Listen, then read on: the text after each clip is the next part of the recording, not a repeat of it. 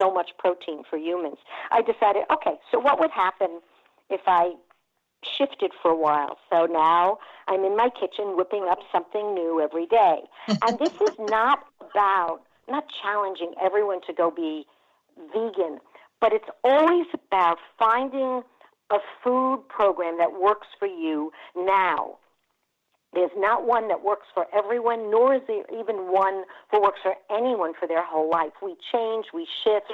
What feeds our body and our minds and our soul at one time may be different than at a different time. So paying really close attention, keeping a finger on the pulse of our own well-being, and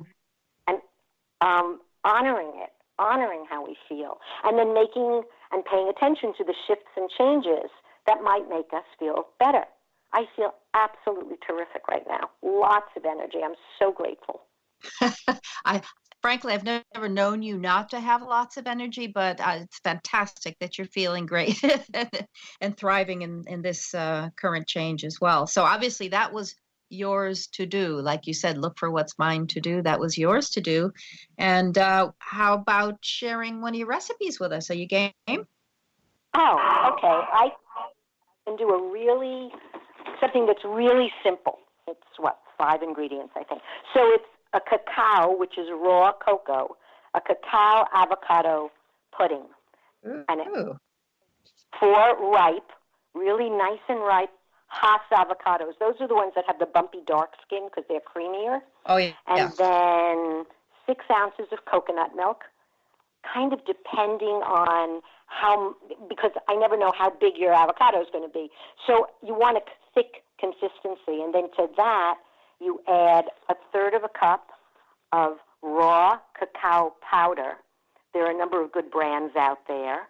Don't use cocoa because the raw cacao is loaded with special nutrients. And then somewhere between 1/3 and 2/3 of a cup of coconut nectar, depending on how sweet you want it. Coconut nectar, there's one by Coconut Secrets, which is a great brand. There are others. Has a much lower glycemic index than sugar, so it doesn't cause sugar spikes in your body. It has like a long-lasting, slow burn. And then vanilla to taste, like a teaspoon, and maybe a pinch of Himalayan sea salt, and that's it. And then you blend them in a food processor until it's smooth. You can add a kind of top, like nut or goji berries or blueberries. Put anything on the top that you want. And I actually make it about every 10 days, and I make a big batch of it, and then I have a spoonful or two whenever I have a sweet craving. So this is kind of like a dessert then. You called it a pudding earlier, so. I could call it a pudding or a mousse, but it's like a dessert. It's a sweet one. Nice. And then are you making these recipes up yourself, or are you pulling from other sources? Well, I'm always reading cookbooks. I'm always looking at what other people do, and very often what I'm doing, which I've done for many years, is take out what I consider the less healthy ingredients and finding the very healthiest way I can possibly make it. So changing out the sweetener, changing out regular milk to coconut milk, changing out cocoa to cacao. So I play until I get the consistency and the taste that I want. It's fun to do. Being creative. Fantastic. In the real sense of the word too. So let's move on here to, understanding from your point of view why creativity matters. Oh, it matters so much. It's how we learn and grow. It's how we change the world. And the world needs our creative input desperately now. We need new solutions to long-time issues. If we always do what we've always done, then we're going to be in a disaster, considering what's going on in the world. So in this Elders Action Network, it's actually eldersaction.com. I'm meeting all these elder people, elders, wisdom keepers, who are using their considerable expertise from a lifetime to look at new ways to solve old problems. And we're also learning, we're bringing in what I call youngers. If we're olders, then they're others out there who are young activists because it's their planet.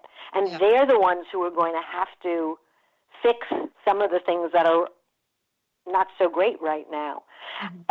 One of the things, there was someone who started a student march out around the country about climate change, where at a specific hour and a specific day, everyone went to visit their congressman and talk about what's going on and how concerned they are about it. Yeah, fantastic. And so much for, writing off the youth of today. I think they're very conscious and aware in so many ways. Okay, super. So how about creativity relying on curiosity, Minx? Okay. So what happens is we have, as humans, because we've got this reptilian brain and we're always wanting to make sure, protect ourselves, protect what's around us. So that's our first line of defense. So we're always starting from the doom and gloom side. What's wrong? How do I protect myself? What do I need to be looking out for? And then the shift becomes, instead of being so self-protective, well, what if I did this? What if I tried that? What if there were another way? One of the things that's been happening in the world of the environment, and anyone can Google this, it's called biomimicry. So nature's figured it out pretty well, how to have things work most effectively. And sometimes what we need to do is just take a really good look and be really present. For example, I think it was a group of students, college students, who figured out that when fish swim in formation, the front fish or the front bird also takes the load for a while and then drops to the back. Mm-hmm. All those behind, as they become 2 and then 5, 4, and then 8, get the benefit of the work of the first one. So they said, well, if it works there, what would happen if we took our wind power, the windmills that we've been putting up, and instead of scattering them around a field, we put them in that kind of formation? Could we generate more energy? And I think that it was something like 10 times more energy when it was done that way. That's so brilliant. And all it takes is looking around and going, what if? Yep. Is there another way? And I'm going to have you wrap up here on courage before we can give everybody a way to get in touch with you as well. So how about creativity requiring courage? I think it all requires courage. If you think about an artist, a painter, they stand there in front of a blank canvas and have to start somewhere. And it's so pristine, and then you put a mark on it, and then you see where it goes. I think that everything that we do requires that we look for creative responses and solutions. And not just, always. So you're one really courageous woman and stood up and spoken out again and again. Do we have time for you to share a story? Probably not today, but I did start early, let's just say that, and I suffered for it in some ways. I was beaten by my ballet teacher when I called her out about treating her own children badly in our dancing, my ballet class. But that's a story for another day. So how about if we do your takeaways and then make sure people know how to get in touch with you? Thanks. Okay. The first way is we need to expand our definition of creativity to include every activity that we do. And then we need to acknowledge and celebrate all the ways that we are creative. When we are, not just move right on to the next thing, but celebrate. And then make space and time for creativity to happen. Walk away, walk outside, go into your kitchen, play, and stay curious. Ask the question, what if? I wonder if we tried that. And then keep stretching out of our comfort zone and find the courage. And to borrow from Nike's famous phrase, just do it. Wow, that's awesome. Well, and thank you so much for being here today. So people can just do it and get in touch with you and maybe sign up for your newsletter. How do they do that, Minx? Everything is, they can email me at minx@coachminx.com. That's MINX as an X-ray. They can, on my website, they can click on a sign-up sheet, and then they'll get my Balance Point newsletter, which comes out every other week. They can look on Amazon and find my books, Healing is a Journey, Friendship is a Journey. There are other books on my website that they can access. That's it for starters. Fantastic. That's a great way. So as as Minx started off with, you're never too old for courageous creativity. You, Minx, are a living example of what you're teaching.